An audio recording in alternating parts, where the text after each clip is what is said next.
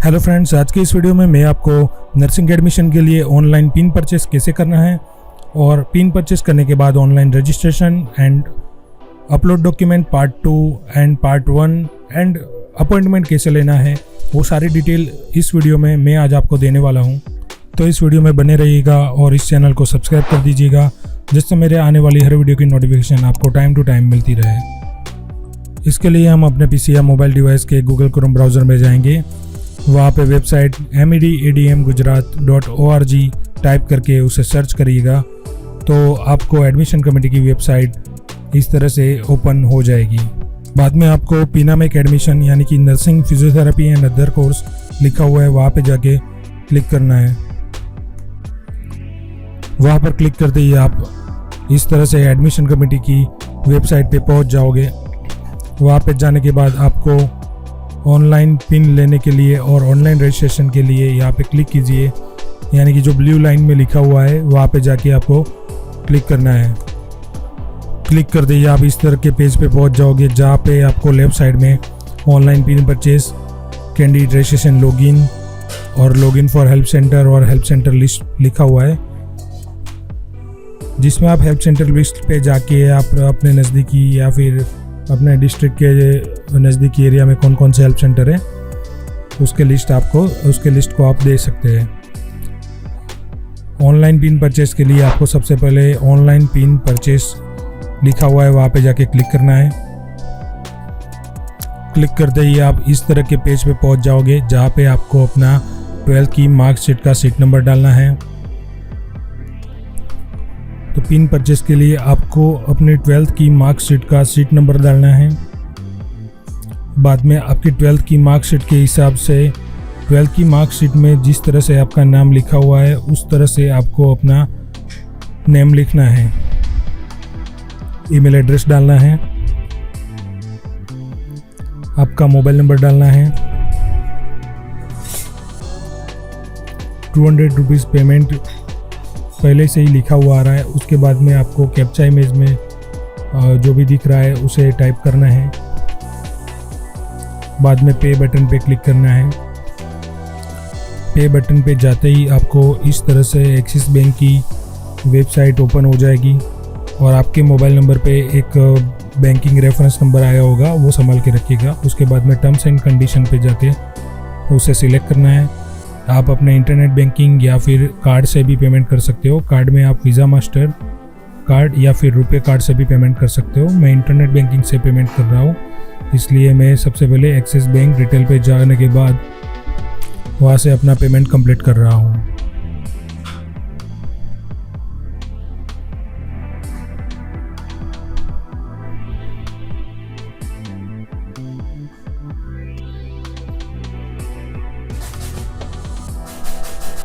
Payment confirm होते ही आपको इस तरह से पेमेंट एंड रजिस्ट्रेशन स्टेटस दिखाई दिया जाएगा, जिसमें आपको अपना यूज़र आईडी और नीचे रेड लाइन में रेड फॉन्ट में आपका यूज़र आईडी और 14 डिजिट का पिन लिखा हुआ आएगा। वो आपको संभाल के रखना है। जब तक आपका एडमिशन नहीं हो जाता तब तक आपको हर बार इस 14 डिजिट पिन और ये 5 डिजिट के यूज़र आईडी की ज़रूरत रहेगी, तो प्लीज़ इसे संभाल के रखिएगा। आगे रजिस्ट्रेशन के लिए आपको रजिस्टर बटन पर क्लिक करना है या फिर होम बटन पे जाने के बाद ऑनलाइन पिन लेने के लिए इधर क्लिक कीजिए। वहाँ पे जाकर आपको कैंडिडेट रजिस्ट्रेशन लॉगिन पे जाना है और उसके बाद आपको जो पेज ओपन होगा उसमें click here for new registration पे जाना है। Click here for new registration पे जाते ही इस तरह का पेज ओपन होगा। उसमें आपको आपका यूज़र आईडी 5 डिजिट का यूज़र आईडी डालना है, 14 डिजिट का पिन नंबर डालना है, ईमेल एड्रेस एंटर करना है, रजिस्टर मोबाइल नंबर डालना है, एक कैप्चा एंटर करना है और सबमिट बटन पे क्लिक करना है। तो सबमिट बटन पे जाते ही इस तरह का पेज ओपन हो जाएगा, जिसमें आपको अपना full name as per 12th marksheet लिखना है। आपका मदर का फुल नेम डालना है, फादर का नाम लिखना है, डेट ऑफ बर्थ एंटर करना है, जेंडर सिलेक्ट करना है, कैटेगरी सिलेक्ट करना है, जिसमें आप open SC, ST, SC, BC या कोई भी कैटेगरी सिलेक्ट कर सकते हो।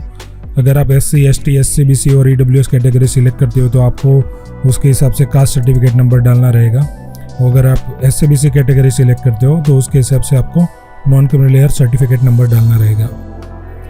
उसके बाद में आपको अपना रेसिडेंस एड्रेस डालना है, डिस्ट्रिक्ट सिलेक्ट करना है, तालुका सिलेक्ट करना है, पिन कोड एंटर करना है, ऑल्टरनेट मोबाइल नंबर एंटर करना है, आपकी नेशनलिटी एंटर करनी है, बर्थ कंट्री, आपका बर्थ स्टेट और बर्थ प्लेस एंटर करना है। उसके बाद में आपको 10th के टोटल जो भी मार्क्स है वो एंटर करने हैं और मैथ्स में कितने मार्क्स आए हैं वो एंटर करना रहेगा आउट ऑफ 100। उसके बाद में आपको 12th का seat number, passing board, passing year और मंथ सिलेक्ट करना है और उसके बाद में 12th GSCB डेटा सिलेक्ट करना है। सिलेक्ट करते ही अगर आपका 12th आपने 2 या 3 साल के अंदर ही पास आउट किया हुआ है तो सारी डिटेल अपने आप ही आ जाएगी, वरना आपको सारी डिटेल मैन्युअली फिल करनी रहेगी। तो चलिए हम सारी डिटेल मैन्युअली फिल कर देते हैं। आपकी मार्कशीट में जिस तरह से प्रैक्टिकल में टोटल मार्क्स जितने हैं और उसमें से जो आपने ऑब्टेन किए वो उसके हिसाब से आपको लिखना है। अलग अलग बोर्ड में अलग अलग प्रैक्टिकल टोटल मार्क्स रहते हैं, तो जैसे आपके मार्कशीट में प्रैक्टिकल के टोटल मार्क्स है और जितने में से है वो आपको एंटर करना रहेगा। गुजरात बोर्ड है उसकी वजह से मुझे प्रैक्टिकल में 50 आउट ऑफ मार्क्स लिखने हैं, तो मैंने उस तरह से लिखा है। उसके बाद में आपको इंग्लिश के मार्क्स एंटर करने हैं और 12th का ग्रांड टोटल और जितने में से आपने ग्रांड टोटल आया है वो एंटर करना रहेगा। उसके बाद में आप अगर फिजिकली हैंडीकैप हो तो आपको person with bench mark disability में यस करना रहेगा और अगर नहीं हो तो आपको उसमें नो एंटर करना रहेगा। उसके बाद में आप विडो और ऑर्फन कैटेगरी से हो तो आपको विडो या फिर ऑर्फन सिलेक्ट करना होगा और नहीं हो तो आप नॉट एप्लीकेबल सिलेक्ट करना रहेगा। उसके बाद में अपना फ़ोटो और सिग्नेचर अपलोड करना है और फ़ोटो और साइन दोनों की साइज़ 100 KB से कम होनी चाहिए। यहाँ से हमने फ़ोटो सिलेक्ट कर लिया है, बाद में साइन सिलेक्ट कर देंगे।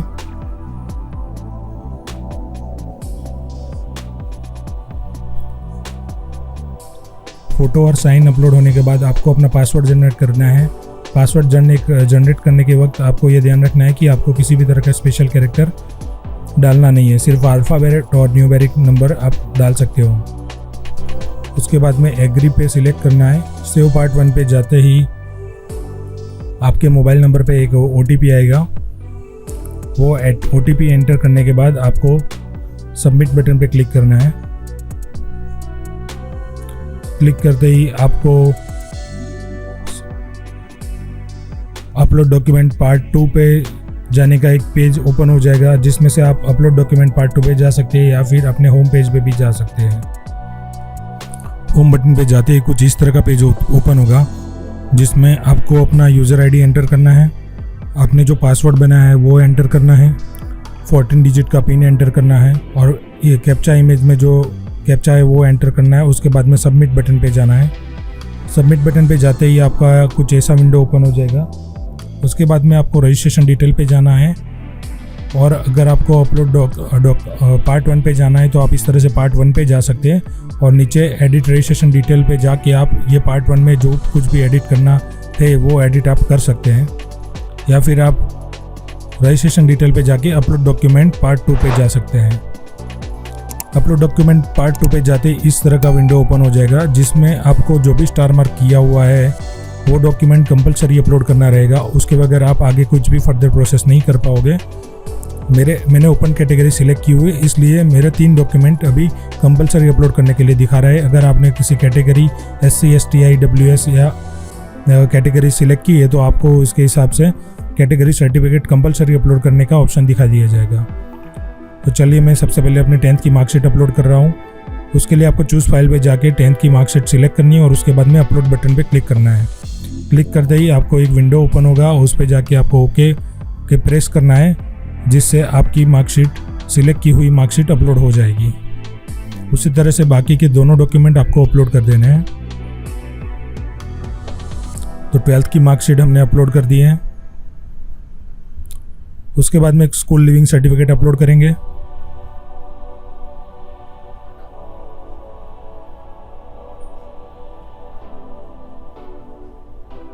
तो हमारे तीनों डॉक्यूमेंट अपलोड हो चुके हैं और आप व्यू बटन पे जाने के बाद आपके अपने अपलोड किए हुए डॉक्यूमेंट आप देख सकते हैं और आप वेरीफाई कर सकते हैं कि आपने कौन सा डॉक्यूमेंट अपलोड किया है।